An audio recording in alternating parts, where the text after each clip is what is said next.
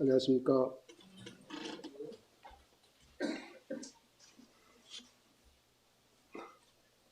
오랜만에 주일날 교제하러 나왔습니다. 지난주에 어떤 형제님이 아니고 한 형제님께서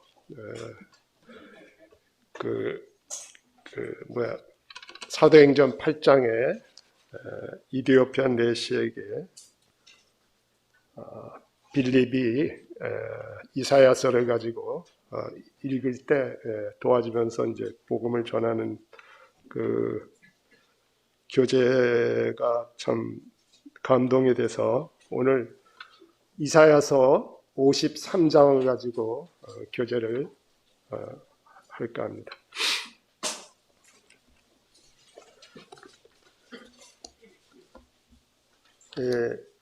이사야 선지자는 이제 이름이 이사야라는 이름이 이제 여호와는 구원이시다 이런 뜻이죠. 여호와는 구원이시다.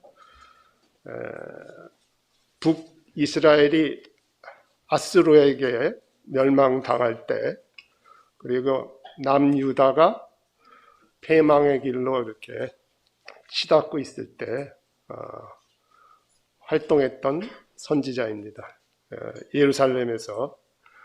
그래서 이스라엘이 그 죄악에 빠진 이스라엘에게 회개를 촉구하고, 또 이제 하나님의 심판이 이제 유다에게도 임해서 이제 바벨론으로 포로 생활이 임박했다 이런 것들, 그리고 또 이제 장차 하나님께서 메시아를 보내셔서 이스라엘을 구원할 것이다 라는 그런 위로의 말씀을 이렇게 예언을 이렇게 이사야 선지자가 합니다. 이 전승에 의하면 이제 탈무드의 전승에 의하면 이제 우리 이제 히브리서 11장에 톱에 켜서 죽임당한 그런 게 나오지만, 이게 탈무드의 전승에 의하면 이사야가 므낫세 왕 때 이렇게 톱에 썰려서 죽임을 당했다고 이렇게 전해지고 있습니다. 참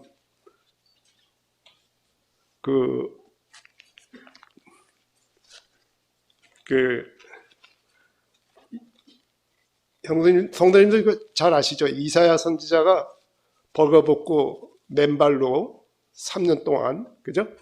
예루살렘에서 하나님의 예언의 말씀을 3년 동안 선포했습니다. 그죠?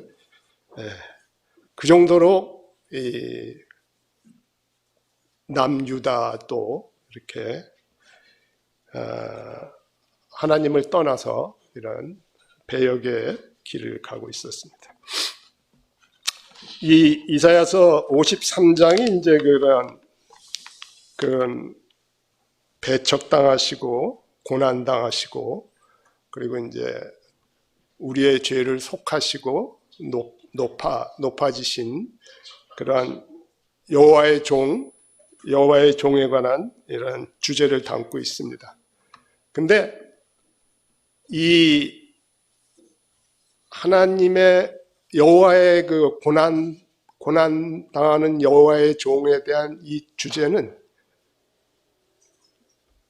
이사야서 53장에서 시작되지 않고 이사야서 53장에 있는 내용을 썸머리한 것이 52장의 마지막 세 절입니다. 그래서 52장 13, 14, 15절을 보면은 53장의 이사야 그 고난당하는 여호와의 종에 대한 그러한 말씀이 52장 13, 14, 15절에 요약되어 있습니다. 그래서 먼저 52장 13절, 14절, 15절을 살펴보고 이사야서 53장을 이렇게 살펴보겠습니다. 이게 13절에서는 이제 그 여호와의 종의 그런 형통함과 이런 그 형통한 그 사역, 그리고 높아지신 지위를 말하고 있고, 14절은 이제 그 여호와의 그 고난, 치욕을 예고하고 있고, 15절은 이제 여호와의 종의 그 권능과 또 영광스러운 나타나심, 이런 것들을 요약해서, 그러니까 그 메시아의 일생을 요약해서 세 구절에 이렇게 보여주고 있습니다. 시간적으로 보면은 14절이 제일 먼저죠. 14절이 제일 먼저고, 다음에 13절, 15절 이런 순으로 여호와의 종, 고난당하는 여호와의 종에 대해서 이렇게 예언의 말씀이 요약되어 있습니다. 어쨌든 13절 보시면은 이 보라 내 종이 형통하리니 받들어 높이 들려서 지극히 존귀하게 되리라.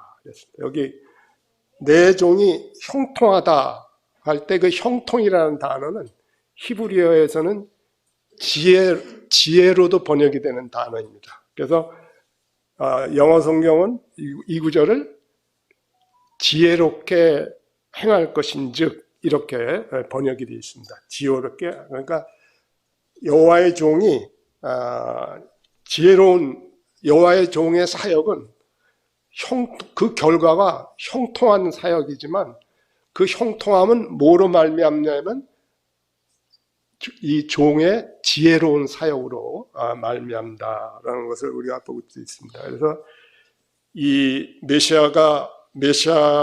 메시아로 온 그 여호와의 종이 아버지의 뜻에 순종하고 이렇게, 그리고 아버지의 뜻을 이루죠. 그럴 때 전적으로 하나님의 지혜와 하나님의 분별을 사용해서 그의 사역을 온전히 성취하고, 그로 말미암아 그 사역이 형통한 결과로 그가 받들어 높이 들려서 지극히 존귀하게 된다 했습니다. 이게 받들어 높이 들려서 지극히 존귀하다는 것은 주님이 지극히 영광스럽게 높여주셨다는 것을 이렇게 3단계에 걸쳐서 이렇게 보여주고 있습니다.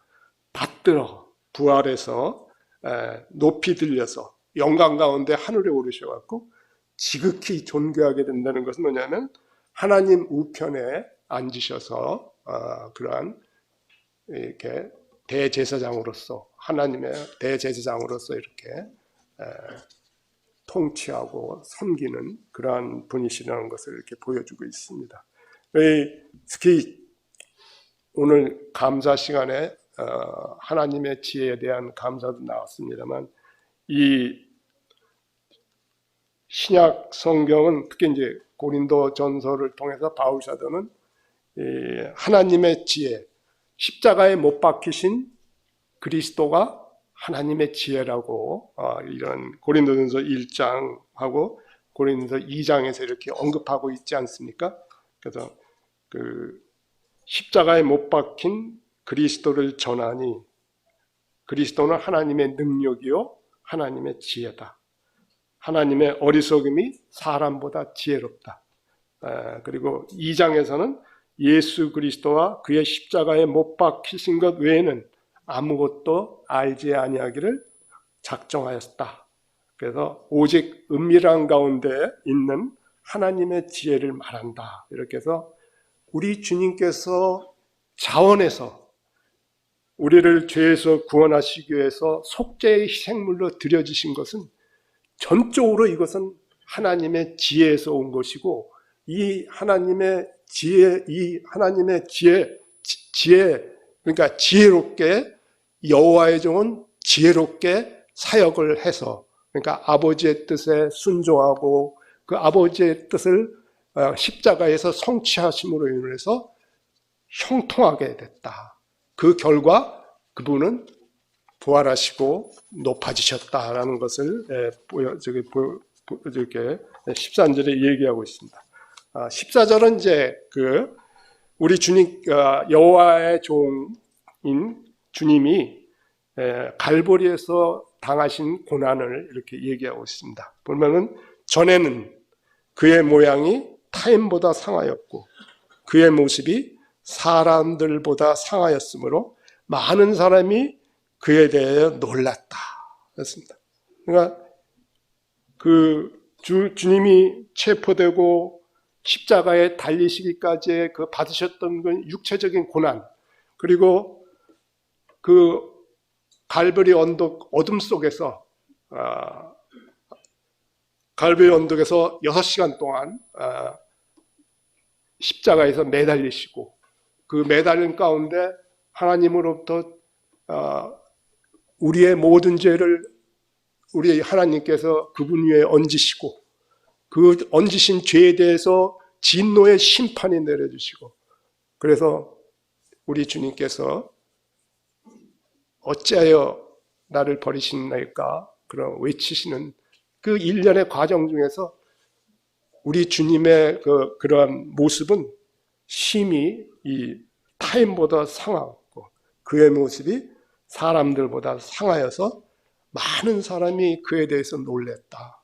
이것은, 이 말씀은 그분이 우리를 구원하시기 위해서 갈보리 억울한 재판을 받으면서 육체적인 고난을 당하시고, 그래서 갈보리 십자가에서 6시간 달리실 동안 받으셨던 그분의 고난이 얼마나, 고난과 그분의 저희가 얼마나 큰 것인가를 이렇게 보여주고 있습니다. 15절에 보니까 그가 나라들을 놀라게 할 것이고 왕들은 그로 말미암아 그들의 입을 봉하리니 이는 그들이 아직 그들에게 전파되지 아니한 것을 볼 것이요 아직 듣지 못한 것을 깨달을 것이다 그랬습니다. 여기 14절은 과거형으로 쓰였습니다. 그런데 15절은 미래형으로 쓰였어요. 그러니까 이 15절은 십자가 사건 이후에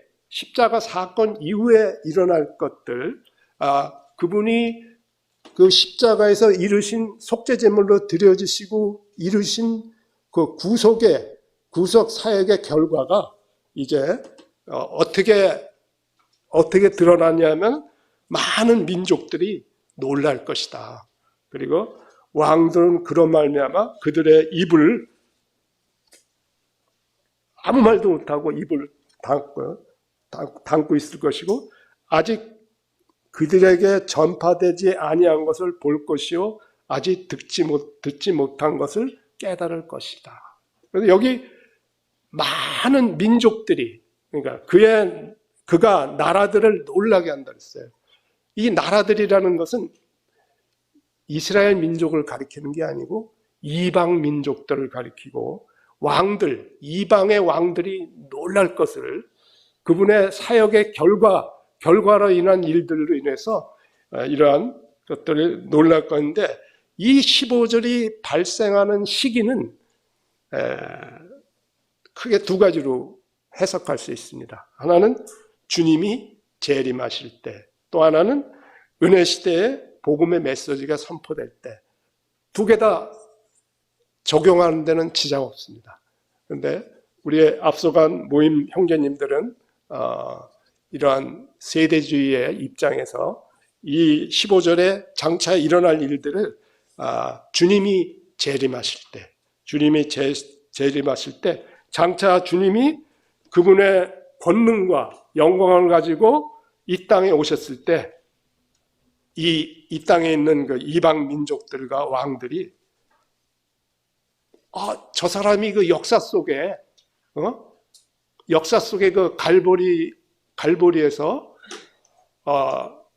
인류를 죄에서 구원하기 위해서 죽었던 하나님의 아들이구나라는 것을 그전에는 이제 몰랐다가 듣지 못했다가 그때 주님이 재림하시는 것을, 영광과 권능 가운데 재림하시는 것을 보고 그때 이제 놀라고 할 말을 잃고, 왜냐하면 전에 듣지 못한 것을 보고 지금까지 직접 들어보지도 못한 것을 보면서 할 말을 잃고, 이렇게 보면 입을 봉하게 되는 거죠.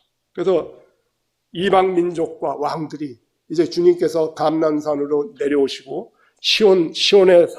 시온산에서 열국을 통치하실 때, 저분이 바로 수천 년 전에 갈보리 십자가에 달리셨던 하나님의 아들 예수 그리스도였구나 하는 것을 알고 놀란다는 거죠.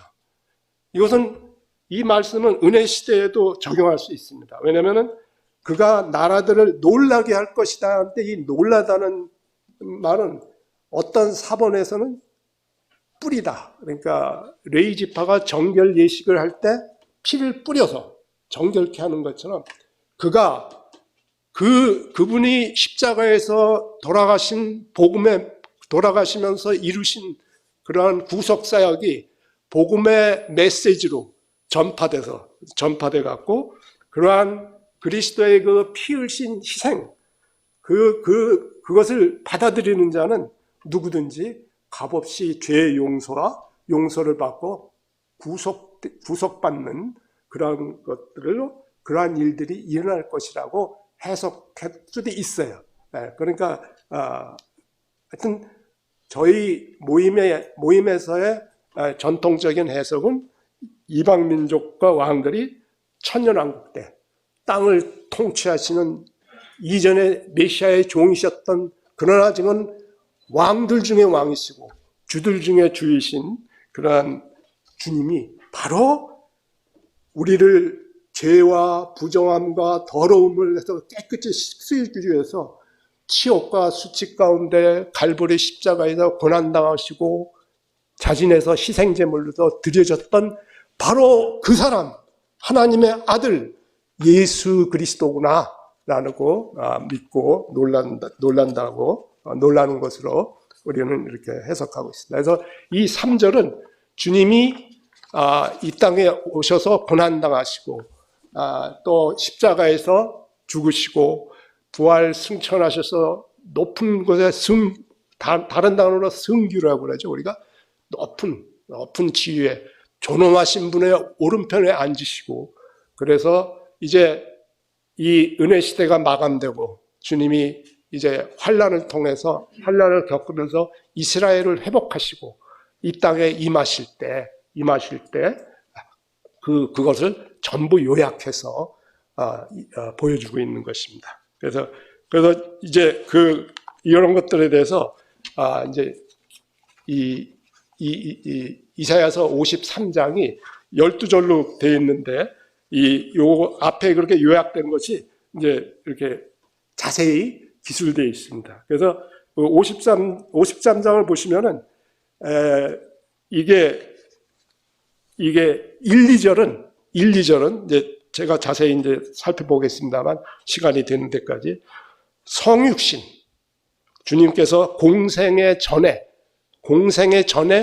이 땅에서 자라셨던 공생의 전에 때 여호와의 종에 대해서 기술한 겁니다. 1, 2절은. 그리고 3절과 4절의 첫 번째 절은 그 공생의 사역, 주님이 3년 반의 공생의 사역을 기술한 것이고, 그리고 4절의 후반절부터 6절까지는 주님이 십자가에서 속죄제물로 드려지시는 그것은 이제 고난을 받으시고 속죄제물로 드려지시는 모든 것을 4절 후반절서부터 6절까지 이렇게 보여주시고, 7절은 십자가에 달리시기 전에 받으셨던 고난을 다시 한번 이렇게 보여줍니다. 그리고 8절은 십자가에서 죽음, 그리고 9절은 장사됨, 그리고 이제 10절에서 12절은 우리 주님의 여호와의 종의 희생제물로 드려주신 그런 속죄 사역으로 말미암은 결과, 주님께 주어지는 보상, 그리고 그 사역으로 말미암아 믿는 자들이 얻게 되는 그런 것들을 이렇게 보여주고 있습니다. 1절을 보시면은 1절, 2절은 우리 주님께서 공생애를 시작하기 전에 이 땅에서 어떻게 하나님 앞에 그리고 사람들 앞에 어떻게 비춰졌는가를 보여주고 있습니다. 우리가 전한 것을 누가 믿었느냐? 여호와의 팔이 누구에게서 나타나느냐? 철저하게 이사야서 53장은 대상을 누구한테 지금 선지자가 누구한테 지금 대상을 하고 있는 겁니까? 아까 52장의 13, 14, 15절은 이방 민족과 왕들이 여호와의 종에 대해서 어떻게 바라보고 어떠한 저기를 가는가를 보여주고 있지만, 이사야서 53장은 철저하게 이스라엘 민족에게 전하는 말입니다. 유대인들에게 전하는 말이죠. 근데 아이러니컬하게도 유대인들은 공식 집회에서 절대로 이사야서 53장을 읽지 않습니다. 유대인들은, 지금도 유대인들이 회당에서 모이죠. 회당에서 모여서 이사야서 53장은 금기장입니다. 이거는 넘어갑니다. 한 번도 그들이 공식 집회에서 이사야서 53장을 언급을 안 해요. 그건 뭘 의미하냐면 예수 그리스도가 메시아라는 것을 아직도 인정을 안 하는 거예요. 안 하는 거죠. 근데 이사야 선지자는 이사야서 53장을 통해서 저들의 어리석음에 대해서, 저들의 무지에 대해서 이렇게 이사야서 53장에다 끄지고, 이사야서 53장에서 결국 이스라엘 민족의 고백을 듣는데, 이스라엘 민족이 바로 예수 그리스도, 하나님께서 보내신 그 종이 예수 그리스도 하나님의 아들이 바로 2000년 전, 몇천 년 전에 언제가 됐지 못하여튼 갈보리에서 자기의 조상들이 잔혹하게 십자가에 처형을 했던 바로 그 사람이라는 것을 깨닫게 돼요. 언제 깨닫냐면 7년 대환란 끝날 때, 야곱의 환란의 때, 하나님께서 이 땅에 7년 대환란을 왜 주님의 몸된 교회를 들어 올리신 후에 왜 이 땅을 심판하시겠습니까? 그거는 7년 환란을 두신 목적은 이스라엘을 회복시키시고요. 이스라엘을 회개케 하기 위해서. 그래서 이스라엘로 하여금 돌아오게 하기 위해서. 그래서 많은 선지자를 통해서 약속하신 지상에 다윗의 왕국을 잇는 그리스도의 왕국을 세우기 위해서 이스라엘을 회개케 하고자 7년 대환란을 주는 거예요. 그러니까 예레미야 선지자가 뭐라고 했습니까? 야곱의 환란의 때, 우리 주님은 뭐라고 직접 마태복음 24장에서 뭐라고 말씀하십니까? 큰 환란, 지금까지 있어 본 적이 없던 큰 환란이 있을 거다. 그거는 오로지 하나님의 선민, 하나님을 떠난, 하나님을 배반한, 하나님을 대적한 하나님의 아들을 멸시한 이스라엘로 하여금 회개케 하고 그리스도께로, 메시아께로 돌아오게 하는 거죠. 그래서 그거를 깨닫는 자들의 고백이 이사야서 53장에 있는 겁니다. 하여튼 우리가 전한 것을 누가 믿었느냐? 전한 것이 뭡니까? 전한 것, 메시아, 하나님의 아들이 오신 거예요. 하나님의 아들이 오신 겁니다. 그리스도께서 오셔서 그리스도와 그분의 사역으로 말미암은 복음의 선포, 이것이 전한 것이에요. 우리가 전한 것을 누가 믿었느냐? 이 말은 아무도 안 믿었다는 거예요. 그죠? 그 당시에 살았던 유대인들 중에 물론 소수는 믿었죠. 소는데 대부분은 여호와의 종이 처음 왔을 때 이스라엘은 그 선지자를 통해서 수백 년에 걸쳐서 전했던, 모세서부터 시작해서 전했던 그 메시아, 그가 오셨는데도 그러한 것들을 이스라엘은 그걸 믿지 않았다는 거죠. 52장 13절에서 15절은 이방인들이 듣지를 못했어요. 그리고 나중에 이제 듣지 못한 것을 듣고 보면서 놀라고 입을 다물게 되지만 53장서부터는 이스라엘은 수없이 들었지만 그 들은 것을 믿지 않았어요. 믿지 않았기 때문에 자신들에게 선포된 그런 메시아에 대한 저기를 믿지 않은 게 아니라 믿기를 거부했고, 여호와의 종은 어떻게 했습니까? 멸시, 배척하고 부인하고 죽이고 이런 거죠. 그래서 이 주님이 공생애를 시작하기 전에 이사야서 53장 1절 2절 때에서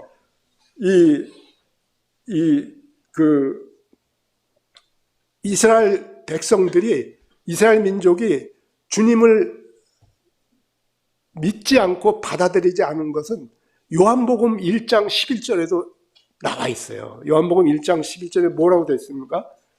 우리 자기 땅에 오심에 자기 백성이 영접치 아니하였더라. 이게 그 말 아닙니까? 우리가 전한 것은, 우리가 전한 것을 이스라엘이 그 당시에 누가 믿었더냐 이거야. 수많은 선지자들을 보내서 전했던 그 메시아를 누가 안 믿은 적이 없다. 하나님의 아들이 자기 땅에 오셨는데 자기 백성이 영접치 아니었다는 거죠. 그래서 이거는 이제 회복된 자들이 이렇게, 그러니까 주님이 오셔서 교회 시대를 통해서 주님이 확실한 건 뭡니까? 이스라엘은 환난을 당할 때까지는 절대로 예수 그리스도를 메시아로 인정 안 합니다. 그것을 나중에 깨달은 자들이 회고하는 것을 이사야 선지자가 예언의 형식으로 얘기하고 있는 거예요. 지금 우리가 전한 것을 여호와의 팔이 뭡니까? 팔이라는 건 뭡니까? 구약에서 팔은 하나님의 권능을 얘기하는 겁니다. 하나님의 권능. 우리가 출애굽기 13장에 보면은 주께서 손의 권능으로 이런 말씀이 나오지 않고 있습니까? 그래서 여호와의 팔이라는 건 뭡니까? 그리스도 안에 나타나신 여호와의 구원의 권능인 것입니다.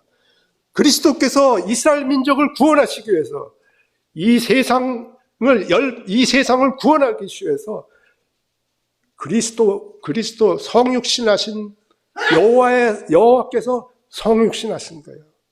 여호와의 그 구원의 권능이 육체 안에서 오신 것이 그리스도라는 거예요. 그런데 여호와의 팔이 누구에게 나타나냐 이거야. 그리스도 선민들에게 먼저 나타났잖아요. 근데 그 나타나신 그 하나님의 아들 메시아를 그들이 어떻게 됐습니까? 2절 보십시오. 2절에 보니까 주 앞에서 자라나기를 연한 순 같고 마른 땅에서 나온 뿌리 같아서 고운 모양도 없고 풍채도 없었다. 근데 주님 앞에서는 공생애가 시작되기 전에 하나님 앞에서는 마른 땅에서 나온 연한 순같이 자랐고 마른 땅에서 나온 뿌리같이 하나님의 생명을 빨아들이고 뿜어내는 그러한 마른 땅은 뭘 말합니까? 그 당시에 이스라엘의 영적인 상태를 얘기합니까? 하나님을 배반하고 하나님께 불순종하고 영적으로 죽어있는 메마른 이스라엘 가운데 하나님께서 메시아를 보내주셨는데 그분이 자라나기를 연한 순같이. 이사야 선지자가 11장에서 앞서서 이새의 뿌리에서 한 싹이 났다고 그러지 않습니까? 그러니까 우리 주님께서 그리고 이사야서 9장 6절에 보면은 한 아기가 우리에게 낳고 한 아들을 우리에게 주신 바 되었는데 하면서 이 메시아에 대해서 한 아기가 우리에서 나고 그는 연한 가지 같고 푸릇푸릇한 새싹까지 사람들의 눈에는 띄지 않았고 사람들의 눈에는 주목받지 않았지만 하나님의 눈에는 우리 주님이 어떠한 분이셨습니까? 연한 가지 같고 푸릇푸릇한 새싹같이 하나님께서 그분의 아들을 보셨을 때 표현하는 두 가지 표현이 있습니다. 뭡니까? 나의 기뻐하는 자, 그죠? 내가 지극히 사랑하는 자. 하나님 앞에서는 연한 순 같고 마른 땅에서는 뿌리같이 자랐다는 것은 여호와께서 그 죽어있는 이스라엘 가운데 그분의 아들을 보내셨을 때 그분의 아들이 공생애로 시작하기 전에는 하나님이 참 기쁨 가운데 하나님의 사랑의 시선이 하나님의 기뻐하시는 가운데 사랑의 시선이 그 아들에게 이렇게 향했다는 거죠. 연한 승각과 마른 땅에서 나온. 근데 사람들은 어떻게 봤어요? 하나님께는 사랑과 기쁨의 대상이었던 그 우리 주님이 고운 모양이었고 풍채가 없고 흠모할 만한 아름다운 것이 없어요. 그 당시에 이스라엘, 지금의 유대인들이 기다리고 있는 메시아는 어떤 사람이었어요? 전능한 정복자, 권능을 발휘해서 로마 제국을 무너뜨리고, 그래서 이스라엘로 하여금 열국을 통치하는 그러한 나라로 세우고, 그리고 존경받을 만한 좋은 가문 출신이고, 그죠? 그리고 자기들이 보기에 어떤 세상적인 그런 화려함이라든지 여러 가지 막 매력이 듬뿍 담긴 그런 사람을 이제 기다리고 있죠, 지금도. 그러나 그 당시에 그 이스라엘 민족이 흠모했던 메시아는 그랬어요. 그러니까 그들은 주님을 어떻게 봤어요? 고운 모양도 없고 풍채도 없고 우리가 보기에 흠모할 만한 아름다운 것이 정말 외모도 형편없고 하나님의 어떤 위엄이 드러나지도 않고 세상적인 화려함과 매력이 없는 3절에 그런데 이제 3절부터는 이제 주님께서 그러한 저기를 봤는데 이제 주님이 공생애를 시작하면 그렇게 30년 동안 목수의 아들로서 그죠? 나사렛에서 목수의 아들로서 성인이 돼서 자라고 이제 공생애를 시작했을 때 여전히 이스라엘 민족은 그분을 어떻게 대했어요? 3절에 보십시오. 그는 멸시를 받아 사람들에게 버림받았으며 간고를 많이 겪었으며 질고를 아는 자라. 멸시를 받았어요. 천대받고 배척의 대상이었죠. 그러나 우리 주님은 어떤 사람이었어요? 그러한 마른 땅에서 멸시받고 배척당하는 그러한 상황 속에서도 우리 주님은 단고를 많이 겪었고 질고를 아는 자라 그랬어요. 단고를 많이 겪었다. 이건 무슨 말입니까? 영어 성경은 이걸 슬픔의 사람이었다. 왜 슬퍼요? 사람들이 죄로 인해서 불신앙과 연약함 가운데서 있는 그런 것을 알고 우리 주님이 마음 깊이 아파하시고 슬퍼하셨어요. 주변에 그분이 이 땅에 오셔서 만나는 그 죄인들이 처해 있는 그런 죄와 죄로 인한 그런 슬픈 결과 그런 것들로 인해서 그들이 불신앙 가운데 있고 연약함 가운데 있는 것을 직접 체휼하시고 그죠? 만짐받으시고 그러면서 그들의 연약함을 아주 마음 아파하시고 슬퍼하셨다는 것이 바로 간고를 많이 겪으셨다. 질고를 아는 자라는 것은 이 질고는 좀 어려운 말이 아닙니다. 병입니다. 병약함. 주님은 죄로 말미암은 인간의 그 많은 병에 걸려서 고통당하는 그런 병을 잘 알고 계셨어요. 왜? 그분은 우리와 똑같이 혈과 육을 입고 오셔서 우리가 체험할 수 있는 모든 감정을 직접 체험하신 분이에요. 그리고 그러한 자들을 보면서 그러한 자들을 대하면서 마음속에 그러한 슬픔과 아픔을 갖고 계신 것이죠. 우리 주님은 그런 분이신 것이죠. 그래서 사람들이 보십시오. 마치 사람들이 그에게서 얼굴을 가리는 것 같이 멸시를 당하였고 우리도 그를 철저하게 이 표현은 얼굴을 가리는 것 같이 멸시를 당했다는 것은 이것은 정말 혐오하고 배척한 그런 표현인 거죠. 얼마나 정말 주님을 심하게 미워하고 혐오하고 배척했다는 거예요. 이게 뭐냐면 그분을 바라보는 것이 견딜 수 없어서 고개를 돌렸다는 거예요. 고개를 돌렸다는 거예요. 주님은 그 불쌍한 인생들이 죄로 인해서 겪는 그 고통들을 보고 마음속에서 신음하고 탄식했는데 인생들은 뭐예요? 이스라엘의 선민들은 어떻게 했어요? 얼굴을 가리는 것 같이 멸시를 당하고 귀히 여기지 않았어요. 4절에 보니까 실로 우리의 질고를 지고 우리의 슬픔을 당하였다. 이건 뭐냐면은 우리 주님께서 질고가 아까 뭐라 그랬죠? 병이나 병약함. 그래서 그러한 자들은 그 귀신 들린 자들을 만났을 때 그리고 많은 병든 자들을 어떻게 했어요? 우리의 슬픔을 담당하셨어요. 질고를 지고 질고를 졌다는 것들은 병든 자들을 만나서 치료해 주셨어요. 낫게 해주셨어요.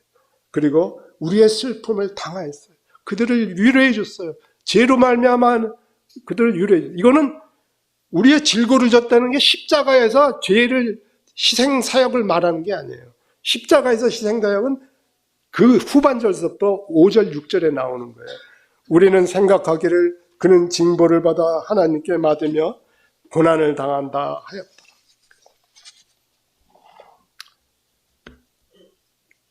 우리는 생각하기를 그는 징벌을 받아 하나님께 맞으며, 그러니까 유대인들이 어떻게 했다는 거예요?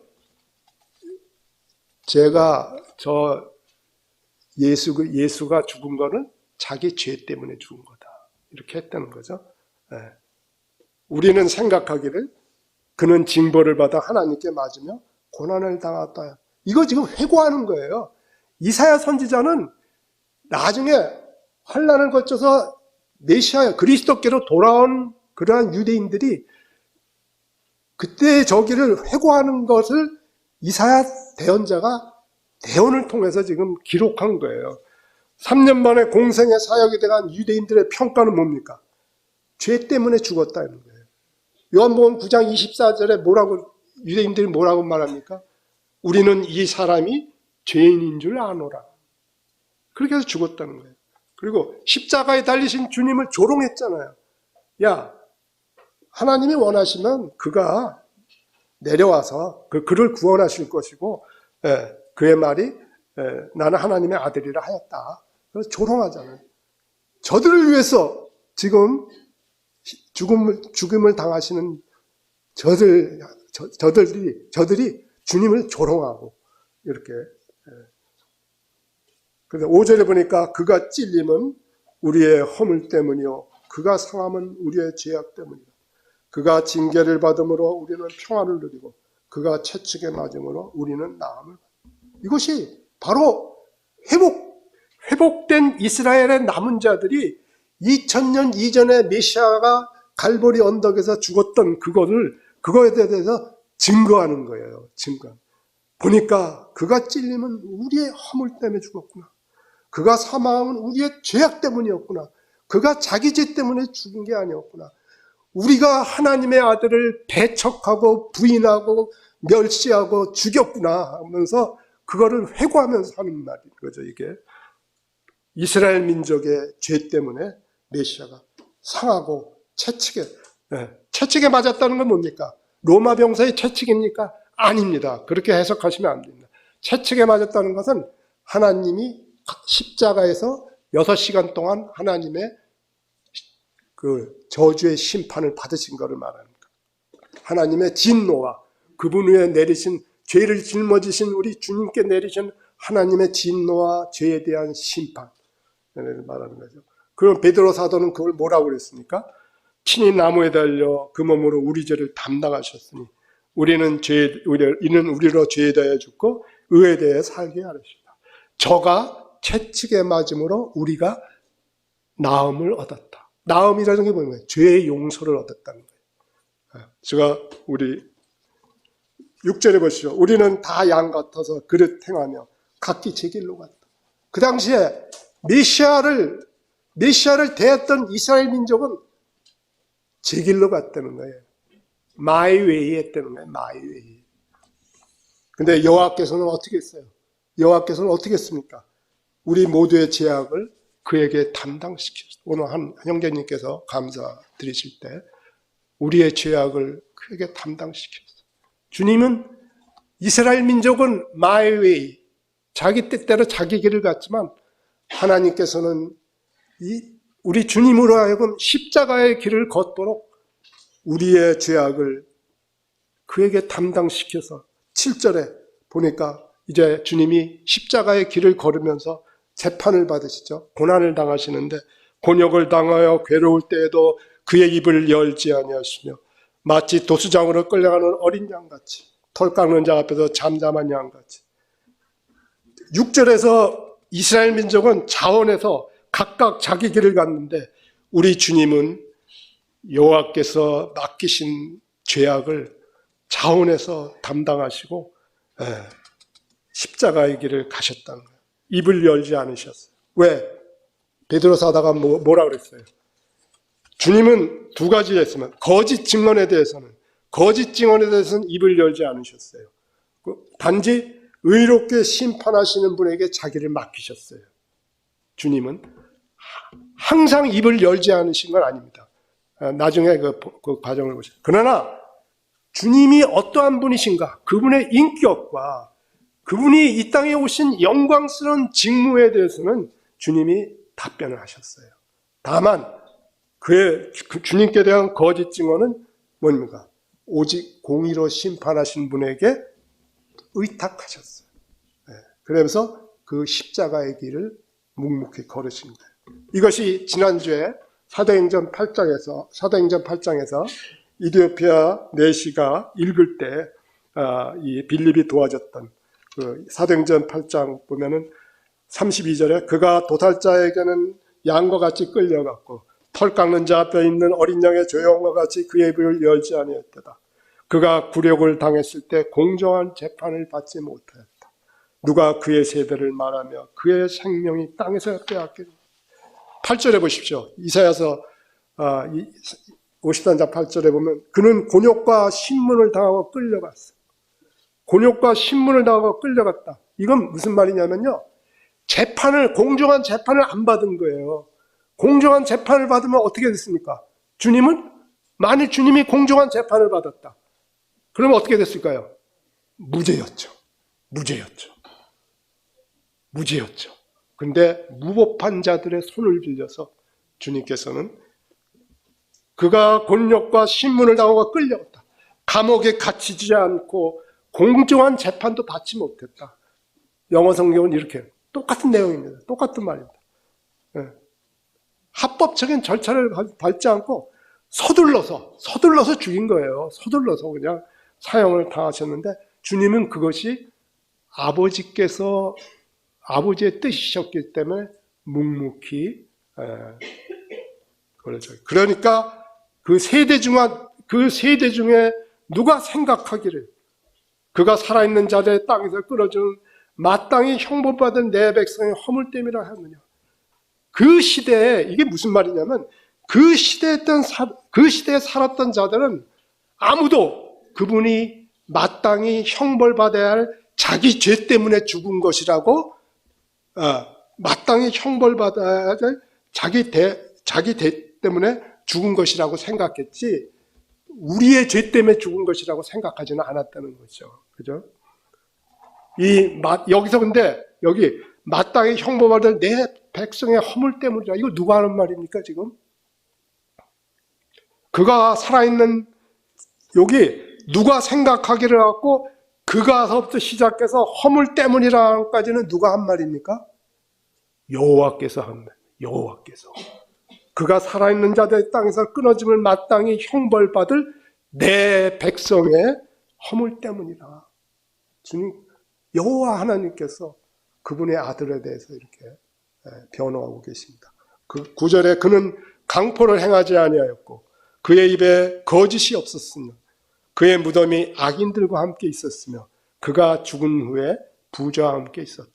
이게 그의 무덤이 악인들과 함께 있었다. 악인은 누굽니까?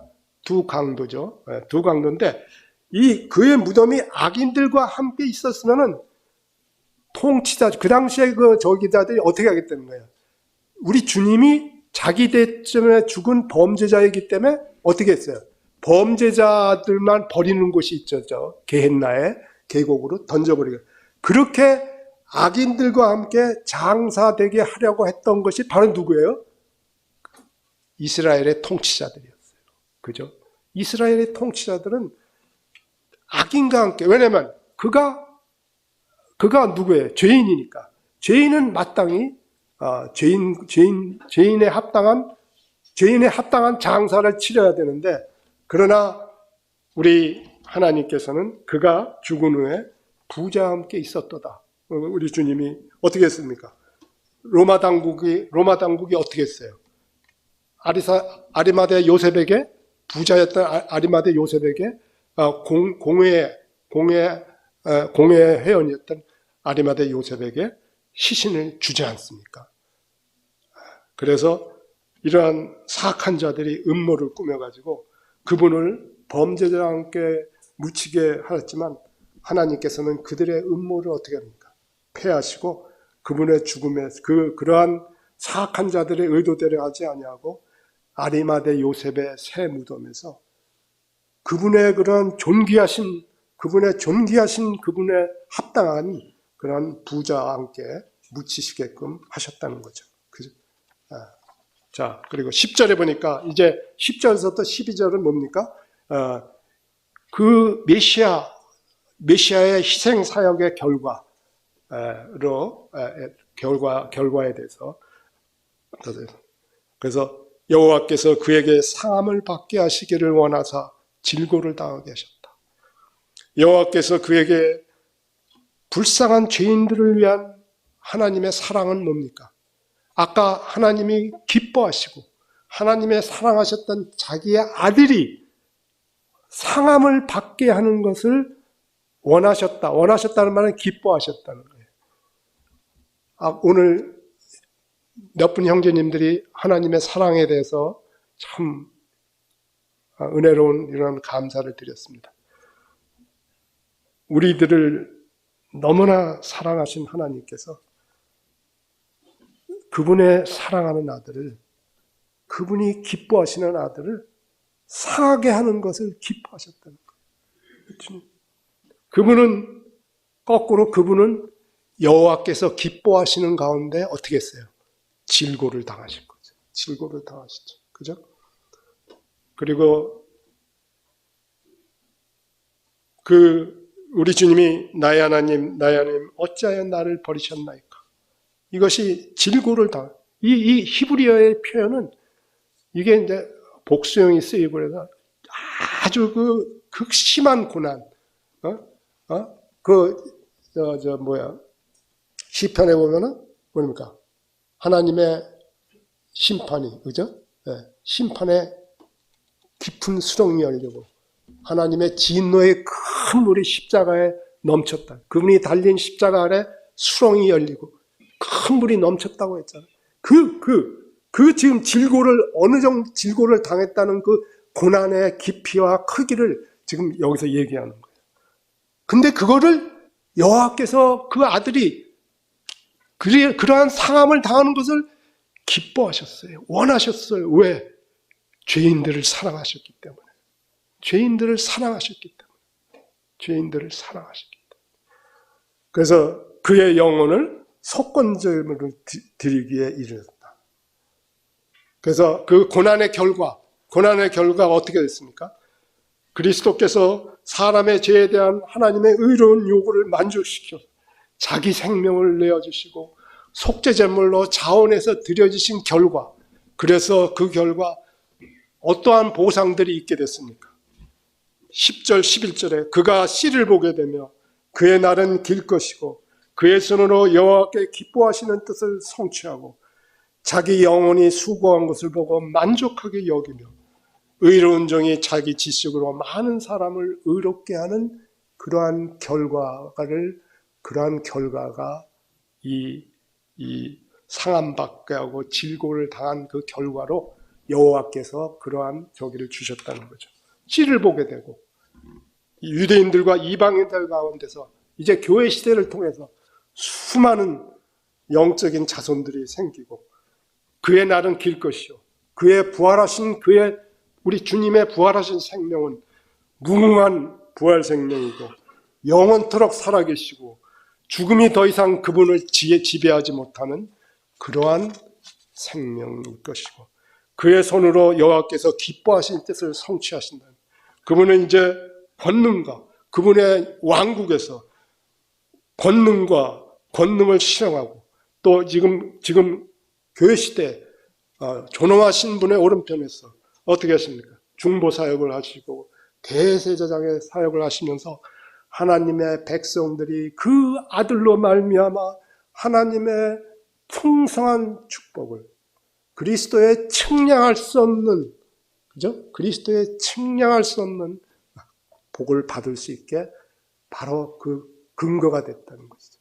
십자가의 고난이 질고를 당하신 그 11절에 보니까 그가 자기 영혼에 수고한 것을 보고 만족하게 여길 것이라. 여기 수고라는 것은 아이를 해산하는 해산의 고통을 말하고 있습니다. 이것이 교회 시대에 많은 구원의 역사가 일어나고 교회가 완성됩니다.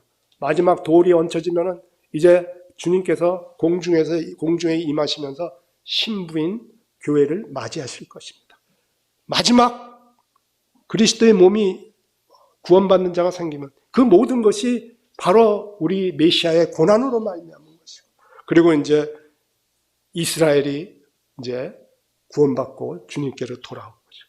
이 모든 것이 2000년 전에 갈보리 십자가에서 이루어진 우리 주님이 질고를 사랑하는 아들이 상함을 받기를 기뻐하셔서 질고를 당한 그 결과로 말미암은 것이라는 것이죠. 나의 의로운 종이 자기 지식으로 많은 사람을, 우리 주님이 의로우셨어요. 우리 주님이 의로우셨다는 것은 무슨 말입니까? 흠없고 점없는 어린 양이 되셨다.